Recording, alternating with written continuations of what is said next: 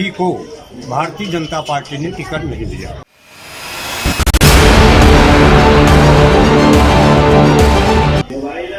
कि आज गरीबों की संख्या 70% है और 70% की अगुवाई करने वाला कोई एक निर्धन गरीब व्यक्ति ही हो सकता है।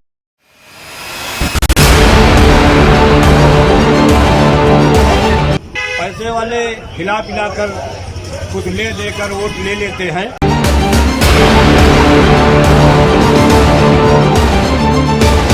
कि मनरेगा में जो मिलती है गरीबों को मजदूरी, ये सीधे 600 रुपया प्रतिदिन होनी चाहिए।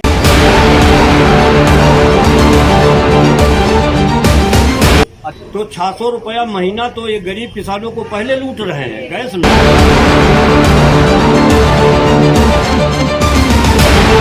जनता पार्टी में महिलाएं सुरक्षित नहीं।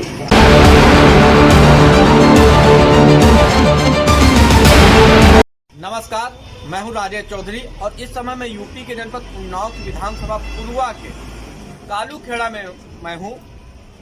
यूपी इलेक्शन 2022 विशेष में मेरे साथ एक ऐसे व्यक्ति हैं जो राजनीति को सुधारने के उद्देश्य से चुनाव मैदान में उतरे हैं और ये अपना प्रचार जो है नंगे पैरों से कर रहे हैं। लोक दल से प्रत्याशी जगन्नाथ लोधी जी हमारे बीच हैं और जब मैं उनसे बात कर रहा था तो उन्होंने बड़े ही सरल स्वभाव से कहा कि मैं बड़ा ही निर्धन व्यक्ति हूं और 70% जो व्यक्ति है वो निर्धन है, इसलिए मेरी जीत पक्की है। पूरी बात करते हैं जगन्नाथ लोधी जी की क्या संभावनाएं हैं और आखिर वो इतने साधारण व्यक्ति होते हुए जिनके जो हमेशा बिना चप्पलों के चलते हैं, आखिर राजनीति में क्यों आए। जगन्नाथ जी, सबसे पहले तो आपका बहुत बहुत स्वागत है टी न्यूज़ भारत पर। जगन्नाथ जी, आप जो है उत्तम चंद्र लोधी जी के साथ काफी रहे हैं, अचानक राजनीति में चुनाव लड़ने का मन कैसे बनाया?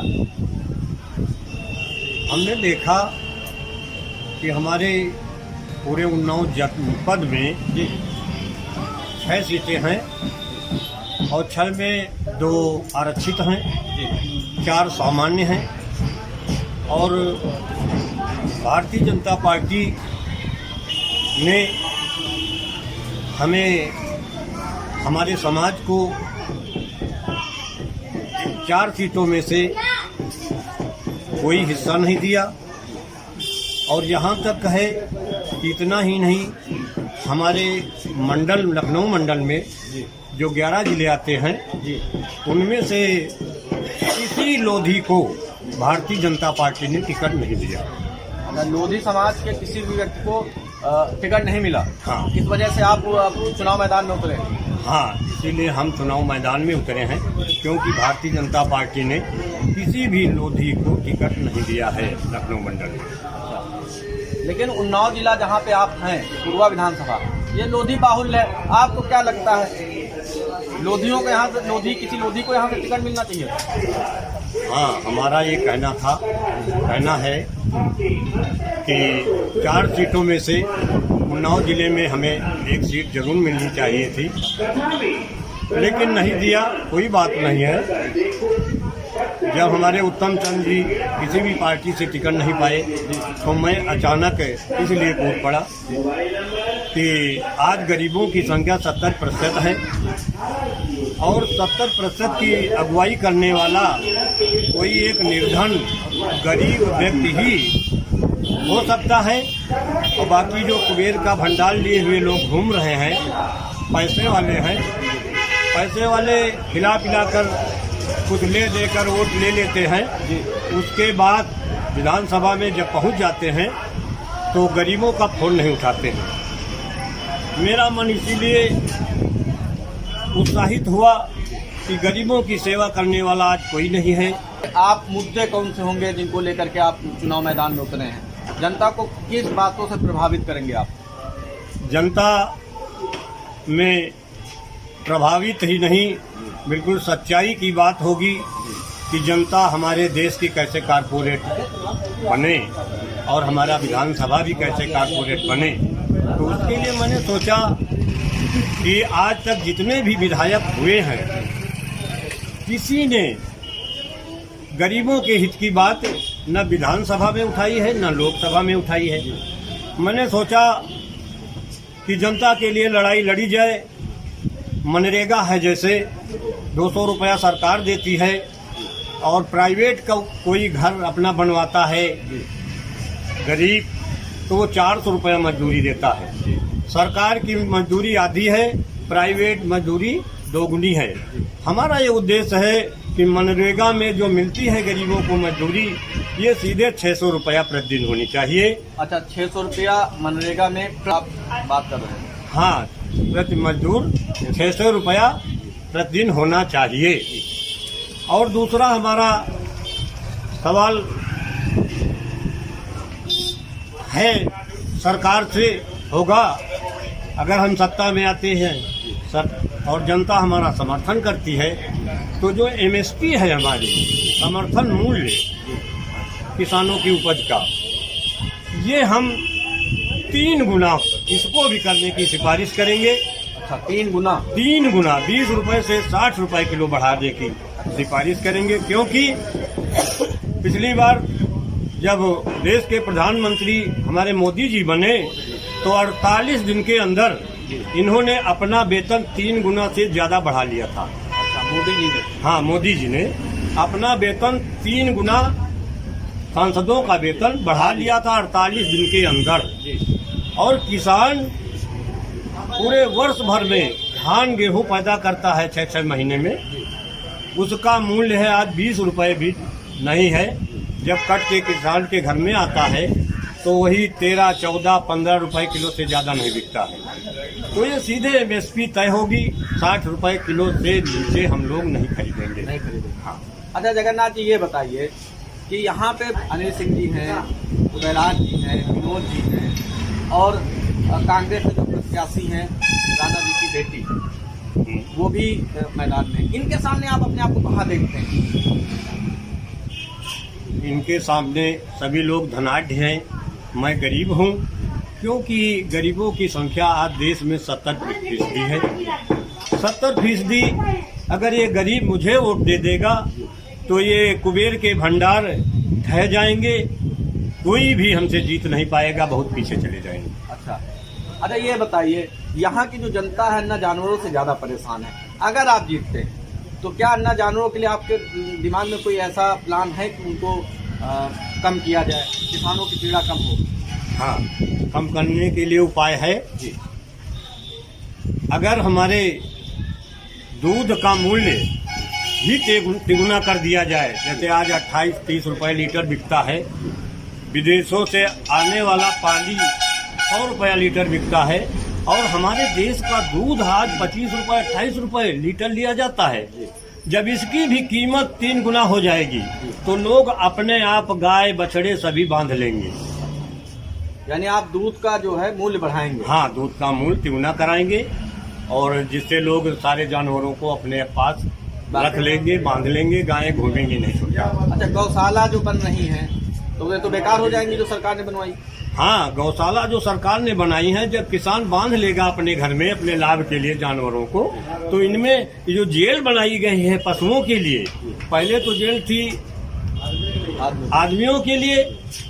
आदमी तो पैसे देकर निकल जाता है जेल से बाहर, उसको कोई नहीं कैद कर पा रहा है, पुलिस भी नहीं कैद करती है, छोड़ देती है।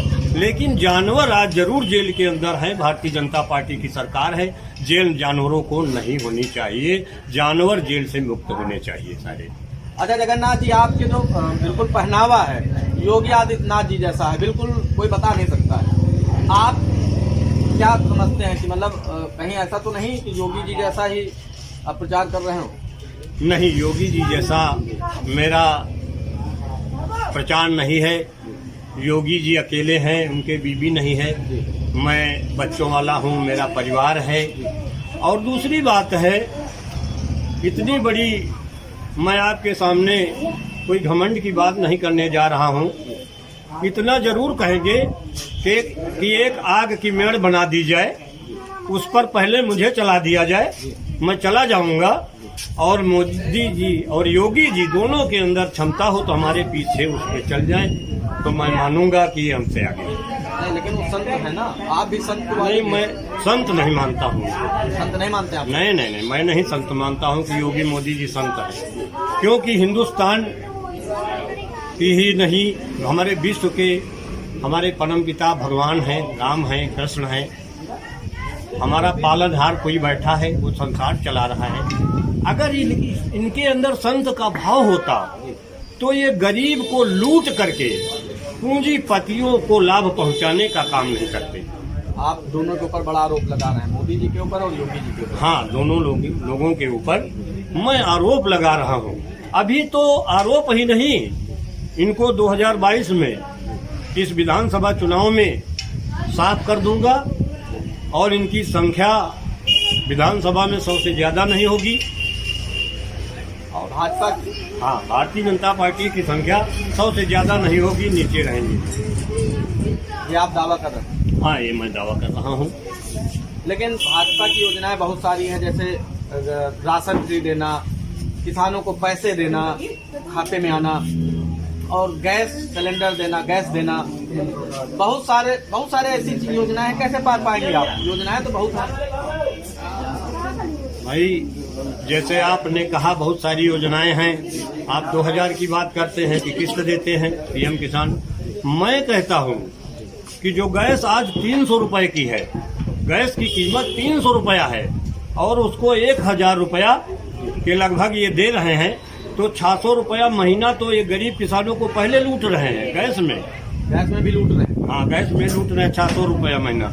इस तरह से साल में 7200 रुपया अतिरिक्त ले रहे हैं गरीब को लूट करके। आप पूरा गाड़ी लगा बैठे हैं, कितना किसान से पैसा ज्यादा ले रहे हैं? हाँ हाँ, मैंने ये गणित लगा के पहले रखा है, और पहले से नहीं, अगर मोदी योगी सामने हो मेरे, अब वो बता दे कि इतने लाख करोड़ रुपया इतने लोगों में बांटना है, तो उनको जोड़ना पड़ेगा साल 2 साल। लेकिन मैं तत्काल, जैसे वो हमसे पूछेंगे तत्काल उत्तर। गैस की बात हो गई, लेकिन किसानों को पैसा मिला, वो तो कहते हैं बहुत अच्छा है, किसी सरकार ने नहीं दिया। किसी सरकार ने नहीं दिया। आप ये अपने सत्ता में बने रहने के लिए केवल ये थोड़ा सा डाल रहे हैं भाई मेरे, दाना डाल रहे हैं। हाँ, दाना डाल रहे हैं। मेरा कहना यही है कि जैसे ये आप 12 करोड़ 25 लाख लोगों को ये 6-6 हजार रुपया वर्ष में दे रहे हैं, और गैस कनेक्शन कितने हैं आप सभी लोग जानते हैं कि कम से कम 60 करोड़ 50 करोड़ से कम लोगों के नहीं है। तो 50 करोड़ 60 करोड़ लोगों को लूट करके 12 करोड़ लोगों के खाते में अगर 6000 डाल दिया जाए, ये कौन सी बड़ी बात है? अच्छा, ये बताइए जगन्नाथ जी, महिला सुरक्षा की बात भी भाजपा सरकार करती है, आप क्या मानते हैं? आप अगर लोकदल अगर मान लीजिए सत्ता में आती है, गठबंधन के द्वारा आती है, उसका क्या मुद्दा होगा? क्या आप मानते हैं महिलाओं की सुरक्षा जो है एक बड़ा मुद्दा है, और भाजपा सरकार में महिलाएं सुरक्षित हैं? भारतीय जनता पार्टी में जैसे पहले सरकारों में सुरक्षित नहीं थी, उसी तरह भारतीय जनता पार्टी में महिलाएं सुरक्षित नहीं। महिलाएं सुरक्षित नहीं। आपका ये मानना है? बहुत बहुत धन्यवाद जगन्नाथ जी। आप धन्यवाद है। मुझ जैसे एक गरीब आदमी को आपने आगे बढ़ाने का काम किया। मैं सभी साथियों को, सभी अपने क्षेत्रवासियों को, मैं अपनी पूरी गरीब 70% हमारी जनता है गरीब, मैं सबको धन्यवाद देता हूँ कि सभी हमारे सुखी हैं। विशेष में आज यूपी के जनपद उन्नाव के विधानसभा पूर्वा के कालूखेड़ा में मुझे मिले जगन्नाथ जी, जो लोक दल से अपना भाग्य आजमा रहे हैं।